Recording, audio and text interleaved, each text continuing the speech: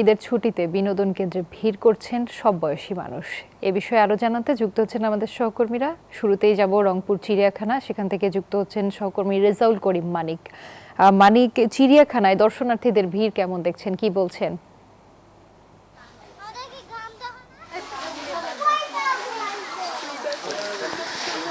আপনি জানেন যে আজকে ঈদের চতুর্থ দিন, কিন্তু তারপরও কিন্তু মানুষের যে স্বজনের সাথে ঈদের আনন্দ ভাগাভাগি, সেই ভাগাভাগির কিন্তু একটুও কমতি দেখছি না আমরা এই রংপুর চিড়িয়াখানা। আপনি আরেকটি বিষয় আপনাকে বলে রাখি যে উত্তরের বৃহৎ বিনোদন উদ্যান কিন্তু এটি। এই বৃহৎ বিনোদন উদ্যানে আপনি দেখতে পাচ্ছেন উপচে পড়া ভিড়, সব শ্রেণীর মানুষ তারা কিন্তু এসেছেন স্বজনের সাথে, পরিবারের সাথে, আত্মীয় স্বজনের সাথে ঈদের আনন্দ ভাগাভাগি করে নেওয়ার জন্য। আমরা একটু কথা বলতে চাই, একটু তোমার সাথে কথা বলতে চাই।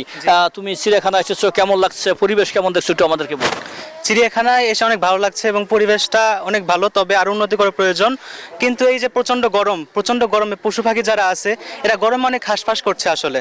আর আমার হচ্ছে যে আমরা আমাদের নিজেদিকে দেখেন, আমরা নিজেও গরমেতে কত অস্বস্তি বোধ করছি, পশু পাখিরা কোনো কথা বলতে পারে না, তারা আরো কত অস্বস্তি বোধ করছে। এখানে ফ্যান রাখা হয়েছে কিন্তু সেগুলো পশু পাখির উপরে কোনো কাজ করছে না।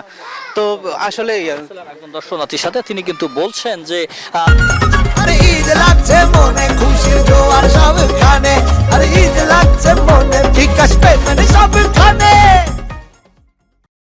তীব্র গরমে পশু পাখিগুলো হাঁসফাঁস করছেন এবং কর্তৃপক্ষ কিন্তু সেখানে কিন্তু ফ্যান যেটি চালানোর কথা সেটি কিন্তু চালানো হচ্ছে না। একটি বিষয় বলে রাখি যে এই চিড়িয়াখানায় অর্থাৎ 231 প্রজাতির প্রাণী রয়েছে, তারপরে কিন্তু আসলে আরও প্রাণীর ঘাটতি রয়েছে, এমনটাই কিন্তু বলছেন দর্শনার্থীরা। সব মিলে ঈদে কিন্তু একটি উৎসব মুখর পরিবেশ বিরাজ করছে উত্তরের বিনোদন কেন্দ্রগুলোতে।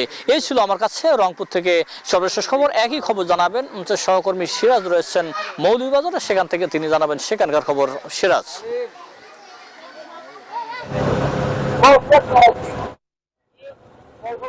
ধন্যবাদ মানিক। আপনি জানেন পর্যটন জেলা মৌলভীবাজার, এই জেলায় কিন্তু অর্ধ শতাধিক পর্যটন স্পট রয়েছে। সারি সারি চা বাগান, মাধবপুর লেক, মাধবকুণ্ড, হামহাম জলপ্রপাত এবং বিভিন্ন জাতি গোষ্ঠীর কিন্তু বসবাস এই জেলায়। প্রতি বছর ঈদ সহ বিভিন্ন দিবসে কিন্তু পর্যাপ্ত পরিমাণ কিন্তু পর্যটকরা কিন্তু মৌলভীবাজার জেলায় আসেন। এবং এখানে একটা জিনিস উল্লেখযোগ্য, সেটা হলো গিয়া হোটেল এবং রিসোর্ট গুলাতে কিন্তু অতিরিক্ত দাম রাখার অভিযোগ কিন্তু আমরা পেয়েছি। পাশাপাশি যানবাহনেও কিন্তু মাত্রাতিরিক্ত টাকা নিচ্ছে। আমি জেলা প্রশাসনের সাথে কথা বলেছিলাম, তারা আমাকে জানিয়েছে যে তারা প্রয়োজনীয় ব্যবস্থা নিচ্ছে, কিন্তু এই নিচ্ছে বলেই কিন্তু দিন যাচ্ছে, কিন্তু বাস্তবে আলোর মুখ দেয়। আমি আর একটু জানিয়ে রাখি, আজকে কিন্তু প্রচন্ড গরম।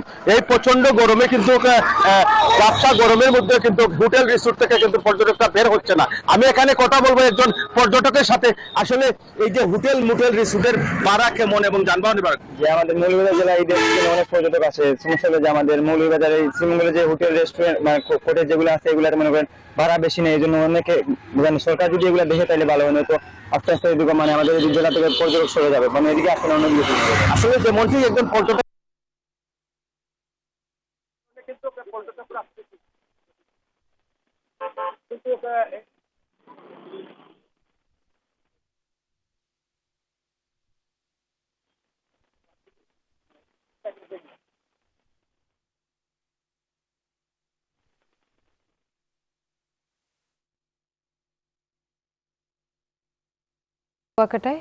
কুয়াকাটায় সেখানে রয়েছেন আমাদের সহকর্মী শিকদার জুবায়ের। কুয়াকাটায় পর্যটকদের ভিড় কেমন দেখছেন, কি বলছেন তারা ঈদের ছুটিতে?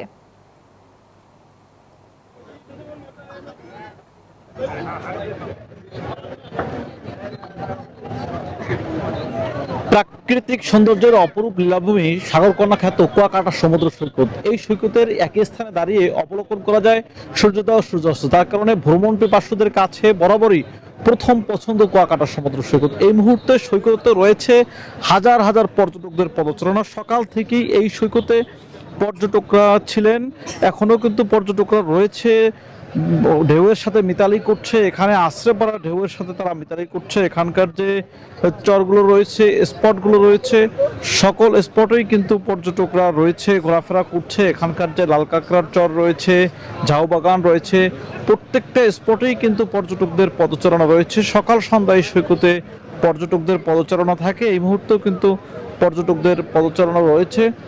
কুয়াকাটা সমুদ্র সৈকতের প্রত্যেকটি স্পটেই কিন্তু পর্যটকরা রয়েছে। আজ ঈদের চতুর্থ দিনেও কিন্তু এই সৈকতে পর্যটকদের পদচারণা রয়েছে। প্রথম দিন থেকে শুরু করে প্রতিদিনই কিন্তু পর্যটক রয়েছে, তবে তুলনামূলক গত ঈদের তুলনায় এবার কিন্তু পর্যটকদের সমাগম অনেকটা কম রয়েছে। আর এখানকার ব্যবসায়ীরা বলছেন যে গত ঈদের তুলনায় কম হওয়ার কারণে তাদের ব্যবসা বাণিজ্যের অবস্থা একটু মন্দা রয়েছে। সবকিছু মিলিয়ে কুয়াকাটা সমুদ্র সৈকতের যে প্রাকৃতিক সৌন্দর্য, এখানকার যে লাল কাঁকড়ার চর, যেখানে লাল কাঁকড়ার খুনসুটি ছোটাছুটি দেখতে ভিড় করে শিশু কিশোর সহ নানা বয়সী মানুষ, এবং এখানে এই সৈকতের এই স্থানে দাঁড়িয়ে সূর্যোদয় সূর্যাস্ত দেখা যায়, যার কারণে বরাবরই ভ্রমণ পিপাসুদের কাছে প্রথম পছন্দ কুয়াকাটা সমুদ্র সৈকত। এতটুকু ছিল কুয়াকাটা সমুদ্র সৈকত থেকে আমার কাছে এই মুহূর্তের সব শেষ। ফিরছি স্টুডিওতে। জুবাইর, আপনাকে ধন্যবাদ।